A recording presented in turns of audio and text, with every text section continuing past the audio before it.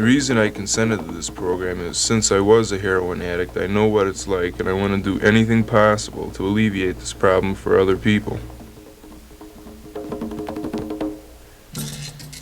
What is it like to be hooked on heroin?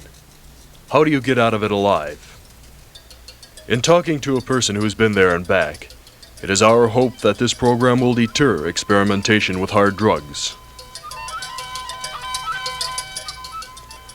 This person, who we shall call Jim, is 21. He was hooked when he was 20. How did Jim get started on heroin? From just a friend.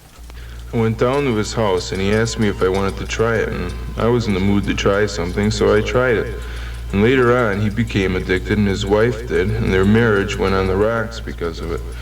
A couple of other marriages did too, and a lot of my friends ended up addicted. They lost everything they had, all the money they had ever saved, everything they owned. They sold it all to get more dope. A couple of people died. It's strange to see people you know dying from this. Much has been said on progression from weaker to harder drugs. Jim told his story. One thing I'd like to point out is that there was no natural progression in the drugs that I tried. I didn't start on marijuana and then go on to heroin. He described the effects of heroin. It was so nice, a complete state of euphoria. It was just really nice, and I wanted to try it again, and I did for about a week or two. Then I tried to stop and got minor withdrawals, incredible pains in your bones. It was just so nice. You want to keep doing it, and you keep doing it, and before you realize it, you can't stop without being in excruciating pain. Accessibility is a major factor in addiction. I don't think I would have ever got addicted if I hadn't been in the Chicago area, because heroin isn't readily available in smaller towns. You can get it, but it isn't really potent enough, or you can't get it frequently enough to get addicted. The problem is most prevalent in major cities. Jim stated that the main problem of addiction is getting your daily dose. You get so desperate you'll do anything to get it. This usually involves crime because it's almost impossible to hold a job. You'll steal from your parents, from your friends that you've had for 15 years. You'll sell dope and do anything you can just to get your hit. And this leads to a lot of selling of heroin itself and introducing it to new people, because if you sell it, you can take your hit out every day. Along with the daily dose went the cost of heroin. I was shooting about $25, $50 worth a day, but some of my friends are shooting about $200 worth a day, which is a pretty big sum to come up with. Heroin changes your physical and psychological makeup. Jim told of the effect on his friends. They turned into animals. Greedy, short-tempered, not a pleasant word from anybody involved. All it was trying to get your dope. Try to get your dope every day and all day. That's all you were concerned with. On occasion, Jim tried to stop, but he was trapped. See, heroin is the only drug that I ever tried. And I think I tried just about every one there was that you can't control readily. It controls you.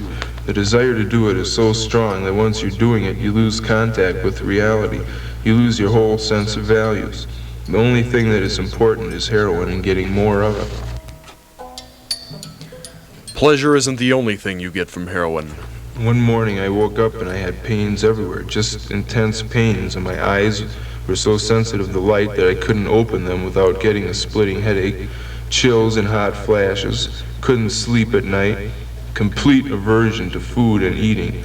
This just drains your strength until you just can't even stand up anymore. Hepatitis is like a cirrhosis of the liver, and since your liver is non-replaceable, it can get pretty serious. Jim told of his body's deterioration. I normally weigh about 160, 165. The day I went into the hospital, I was wearing a pair of pants I hadn't worn in 3 years. It's probably down to about 120, which is pretty low. Having had hepatitis, Jim tells how it feels. It's a very, very serious disease. I actually felt like I was dying for the first time in my life. I've been pretty sick from other things, but that wasn't a deterrent. I stopped for about a month and then I was back doing it again. What do you do when you have hepatitis? Since I didn't have enough money to go to a private hospital, I went to a doctor just to make sure it was hepatitis, not something else. And it was. He got me checked in the Cook County Hospital, but since Cook County is notorious for its lack of care, I just didn't want to go there. They have people stuck in the halls and in big wards all over, and you don't really get the attention that you should. So I decided not to go, but to do my own rehabilitation. I figured if I ate enough and got rest, I could do it. But this wasn't possible. Near the end, even thinking about food, I would get nauseous. So I finally ended up going to Milwaukee County Hospital, and from there to a private hospital, where I was fed intravenously until I got my appetite back. Even after his release from the hospital, heroin still had control. Within a couple of weeks, although I'd sworn I'd never do it again, I was back shooting dope again, frequently, every day for another month or two. Then I was really becoming disgusted with myself. You could call Jim lucky. He saw himself changing and got out. I finally moved out of the Chicago area, which was very hard to do.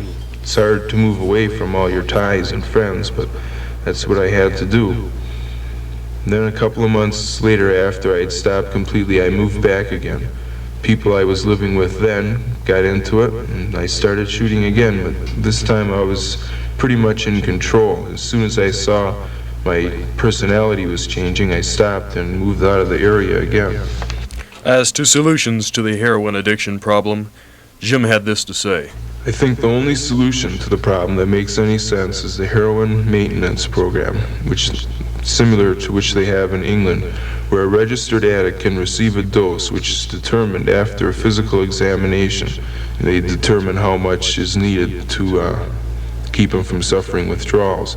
Then gradually you shift from the shooting heroin to methadone program. This is really the only plausible way to do it. So if this was provided, there wouldn't be the crime that is necessary to support your habit. And instead of spending all day and all night running around and trying to get more dope, you might be able to use your time for something constructive, or you might do some thinking and realize that this whole scene isn't any good. Jim is no longer addicted.